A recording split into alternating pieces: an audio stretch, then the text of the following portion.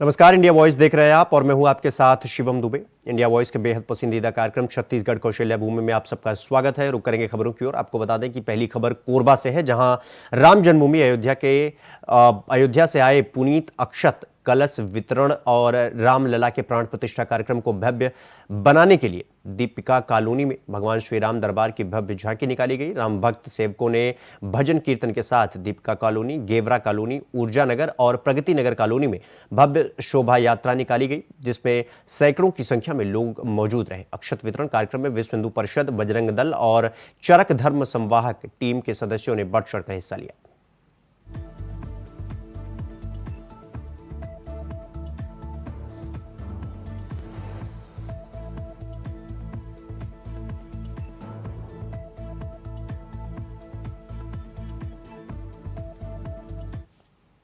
आप सभी को ज्ञात है कि अयोध्या में रामलला का भव्य प्रतिष्ठा होने जा रहा है, जो कि हमारे लिए बहुत ही सौभाग्य का विषय है।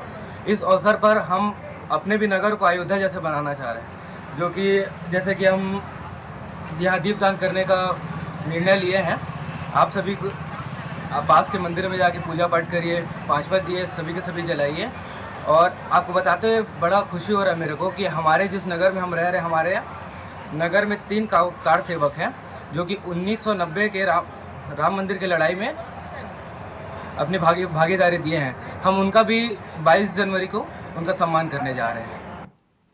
छत्तीसगढ़ के स्वास्थ्य मंत्री श्याम बिहारी जायसवाल अपने प्रस्तावित दौरे पर सूरजपुर पहुंचे हुए थे, जहां कार्यकर्ताओं ने गर्मजोशी से उनका स्वागत किया। तो वहीं भाजपा जिलाध्यक्ष ने मंत्री जी के स्वागत में नियम के तौर तरीकों को ताक पर रखकर हद ही पार कर डाली। उन्होंने अपने बैनर पोस्टर जिला अस्पताल परिसर में इस कदर लगवाए कि पूरा शासकीय जिला अस्पताल को ही भाजपा बना दिया। जब इसको लेकर स्वास्थ्य मंत्री श्याम बिहारी जायसवाल से सवाल किया गया तो उन्होंने पल्ला झाड़ लिया। तो वहीं कांग्रेस ने इस मामले पर तंज कसते हुए कहा कि भाजपा कार्य पर नहीं, प्रचार प्रसार पर भरोसा करती है, इसलिए प्रचार प्रसार के लिए अब भाजपा के लोग शासकीय परिसरों को भी नहीं छोड़ रहे हैं। इस दौरान जिला प्रशासन और स्वास्थ्य विभाग लाचार होकर मूक दर्शक बने रहे और कोई भी प्रशासनिक अधिकारी इस पोस्टर बैनर को वहां से हटाने के लिए हिम्मत तक नहीं जुटा पाया।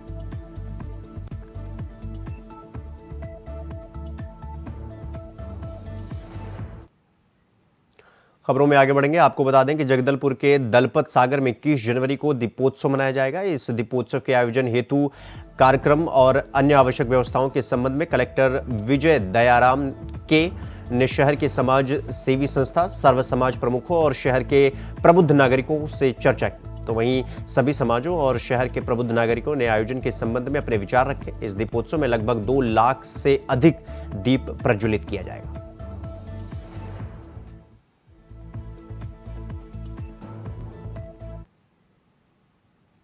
भारत को जानने का मन में सपना लिए आशुतोष ने बीते 13 मार्च को कर्नाटक से साइकिल पर अपनी यात्रा की शुरुआत की। आपको बता दें कि 308 दिन के बाद आज आशुतोष अपनी साइकिल लेकर सूरजपुर पहुंचे। साथ ही उसने अपने सपनों के बारे में मीडिया से बात करते हुए बताया कि उसका सपना है कि वह पूरे भारत को घूमकर यहां के रहन सहन के बारे में एक पुस्तक लिखे, जिसको पढ़कर लोग भारत को अच्छे से समझ सकें।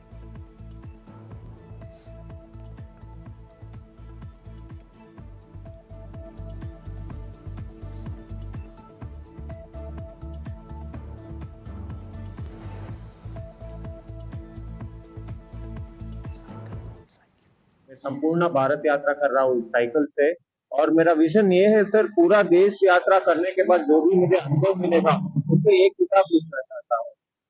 सर मार्च 13 2023 को निकला था, मतलब अभी 308 दिन खत्म हो गया है। कर्नाटका से ही चालू किया था, तो कर्नाटका, गोवा, महाराष्ट्र, मध्य प्रदेश, गुजरात, राजस्थान, उत्तर प्रदेश, बिहार, झारखंड होते हुए छत्तीसगढ़ आ रहा हूँ। देखिए सर, अनुभव बोलना है तो वो सर पूरा दिन कम ही पड़ेगा, लेकिन बहुत अच्छा है सर, सीखने के लिए बहुत कुछ मिलता है। जैसे आप अगर मुझे चीनी और गुड़ दोनों देंगे, मैं दोनों खाने के बाद दोनों मीठी ही है बोलूंगा, लेकिन कौन सा चीज कैसे है ठीक से नहीं बोल। तो वहीं जगदलपुर शहर में लोग शराब पीकर गाड़ी चला रहे हैं और यातायात नियमों का उल्लंघन कर रहे हैं। पुलिस ने एक टीम गठित की और शराब पीकर चलाने वाले युवकों, खतरनाक तरीके से वाहन चलाने वाले युवकों पर कार्रवाई की है। आपको बता दें कि पुलिस ने कुल 32 वाहनों पर कार्रवाई की है। तो वहीं शराब पीकर गाड़ी चलाने वालों के 6 मामले 185 एमवी एक्ट के तहत और 26 मामले एमवी एक्ट के विभिन्न धाराओं के तहत चालानी कार्रवाई की गई है, जिनसे 11,500 रुपए का शुल्क वसूला गया। साथ ही अधिक आवाज निकालने वाले 20 से अधिक दोपहिया वाहन के साइलेंसर को मौके पर निकलवाने की कार्रवाई भी की गई।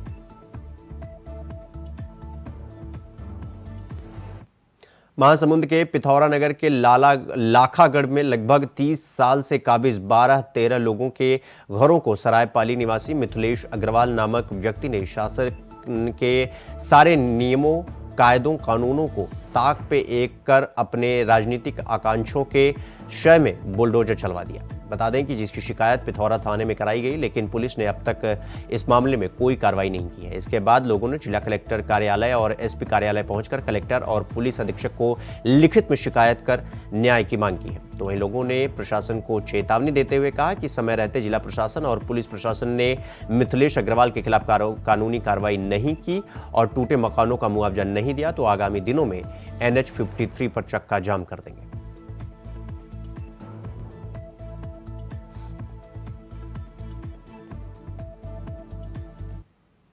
महासमुंद के लोहिया चौक पर जिला प्रशासन ने 34वां राष्ट्रीय सड़क सुरक्षा माह की शुरुआत की है। तो वहीं लोहिया चौक में महाविद्यालय के छात्र छात्राओं ने एक जागरूकता नाटक प्रस्तुत किया, जिसके बाद एक सभा का आयोजन कर रही मोटरसाइकिल रैली निकालकर लोगों को जागरूक किया गया। तो वहीं कार्यक्रम में स्थानीय विधायक योगेश्वर राजू सिन्हा, नगर पालिका अध्यक्ष राशि त्रिभुवन, महिलाएं भी मौजूद रहीं।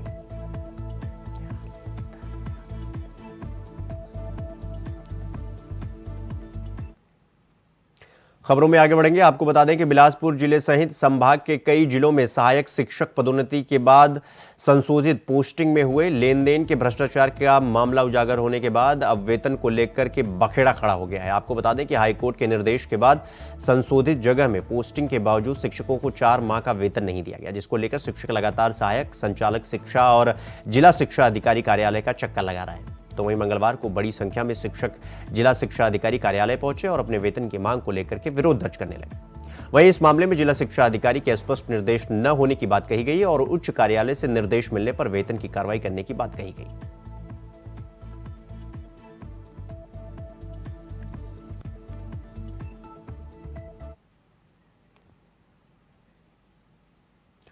श्री राम जन्मभूमि प्राण प्रतिष्ठा के खुशी में नगर निगम में 15 जनवरी से 25 जनवरी तक 10 दिवसीय विश्व कल्याण यज्ञ का आयोजन किया जा रहा है। आपको बता दें कि प्रभु श्री राम का भव्य मंदिर अयोध्या में बन रहा है। उसकी खुशी में मानस परिवार द्वारा यज्ञ किया जा रहा है। पूरा नगर भक्ति में डूब गया है। 10 दिन तक चलने वाले इस श्री राम दरबार में प्रतिदिन यज्ञ होगा। साथ ही संध्या 6 बजे से 9 बजे तक सामूहिक हनुमान चालीसा, भजन, सुंदरकांड का आयोजन किया जाएगा।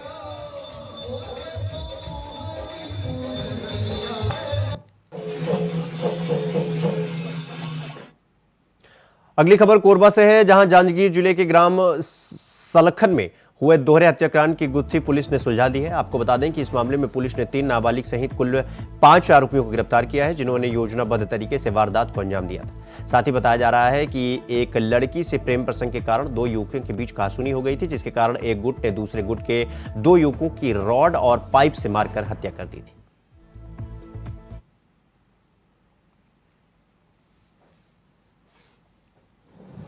के पास पुलिया है, वहाँ से जब पानी का नहर छोड़ा गया था तो 2 शव बरामद हुए थे। उनके सिर में चोटों के निशान थे। FSL की टीम, डॉग की टीम मौके पर विजिट की थी और बाद में डॉक्टर की रिपोर्ट के आधार पर उसमें 302, 201 की धारा जोड़ी गई थी। विवेचना के दौरान ज्ञात हुआ कि इनका प्रेम संबंध एक पास के गाँव की लड़की से था और उस बात को लेके इन्हीं के सहपाठी लोग भी नाराज थे और इन दोनों के बीच मनमुटाव था दोनों पक्षों में।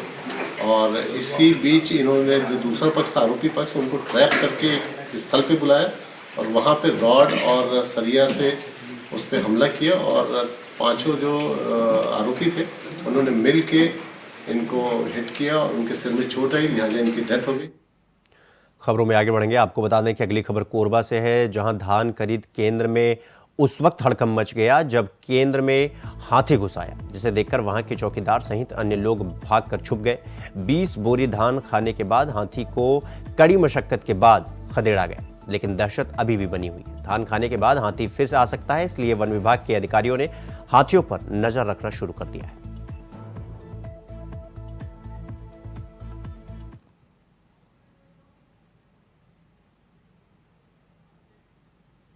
खबर कांकेर से है, जहां बीएसएफ जवान ठगी का शिकार हो गया। आपको बता दें कि जवान के खाते से 9.5 लाख रुपए निकाल लिए गए। ठग ने 2 बार कॉल करके जवान से ओटीपी पूछा। 2 बार में ठग ने 9.5 लाख रुपए निकाल लिए। जवान ने बांदे थाने में अज्ञात आरोपी के खिलाफ मामला दर्ज करवा दिया है। पुलिस मामले की जांच में जुट गई है।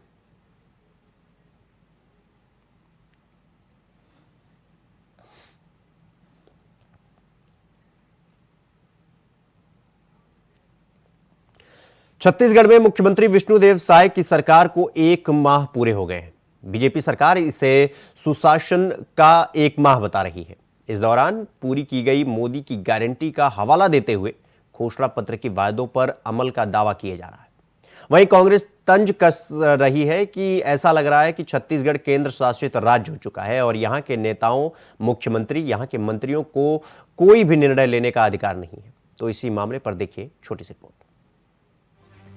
हमने बनाया है, हम ही सवारेंगे नारे के साथ सत्ता में आई बीजेपी का दावा है कि 1 महीने में मोदी की कई गारंटी पूरी हो गई, जिसमें बीजेपी कई योजनाओं के नाम गिनवा रही है जो सरकार बनने के तुरंत बाद पूरी कर दी गई।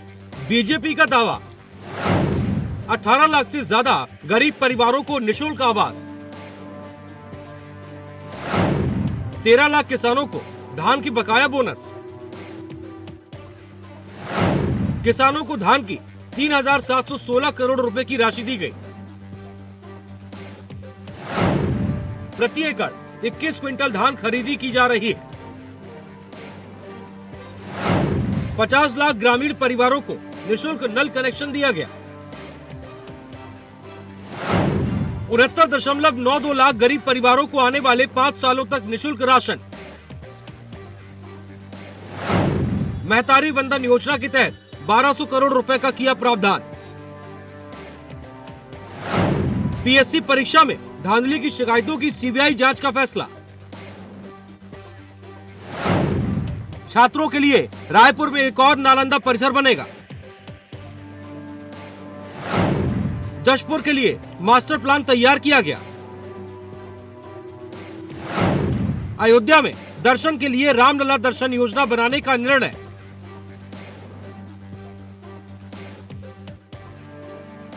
फिलहाल कांग्रेस बीजेपी सरकार के इन दावों से इत्तेफाक नहीं रखती। कांग्रेस के संचार विभाग अध्यक्ष सुशील आनंद शुक्ला का कहना है कि छत्तीसगढ़ राज्य में बीजेपी लगभग मृत्यु प्राय हो चुकी है। सरकार बनने के बाद भी ऐसा लगता है कि वो केंद्र शासित सरकार है। छत्तीसगढ़ केंद्र शासित राज्य हो चुका है। यहाँ के नेताओं, मुख्यमंत्री, यहाँ के मंत्रियों को कोई भी फैसला लेने का अधिकार नहीं है। बीजेपी के छत्तीसगढ़ के नेता अस्तित्व विहीन हो चुके हैं। राज्य में पुलिस अधिकारियों के तबादले का निर्णय पीएमओ और केंद्रीय नेतृत्व ले रहा है। छत्तीसगढ़ में राज्य भारतीय जनता पार्टी लगभग मृतप्राय हो चुकी है। सरकार बनने के बाद भी जो छत्तीसगढ़ की सरकार है वो ऐसा लगता है कि वह केंद्र शासित सरकार है। छत्तीसगढ़ केंद्र शासित राज्य हो चुका है। यहाँ के नेताओं को, यहाँ के मुख्यमंत्री को, यहाँ के मंत्री को कोई भी निर्णय लेने का अधिकार नहीं है। यहाँ के राजनीतिक रूप से कोई भी भारतीय जनता पार्टी का निर्णय केंद्रीय पार्टी करती है। तो भारतीय जनता पार्टी के छत्तीसगढ़ के नेता अस्तित्व विहीन हो चुके हैं। छोटे छोटे निर्णय भी, यहाँ तक कि आज एक अखबार में दिया है कि केंद्रीय गृह मंत्री आएंगे, उनके साथ बैठक होगी, उसके बाद एसपी का तबादला होगा। पूरे देश के इतिहास में ऐसा पहली बार हो रहा है कि राज्य में पुलिस अधिकारियों के तबादले का भी निर्णय पीएमओ और केंद्रीय गृह मंत्री ले रहे हैं। वहीं बीजेपी के वरिष्ठ विधायक राजेश मूणत का कहना है कि कांग्रेस पार्टी अपना आकलन करे।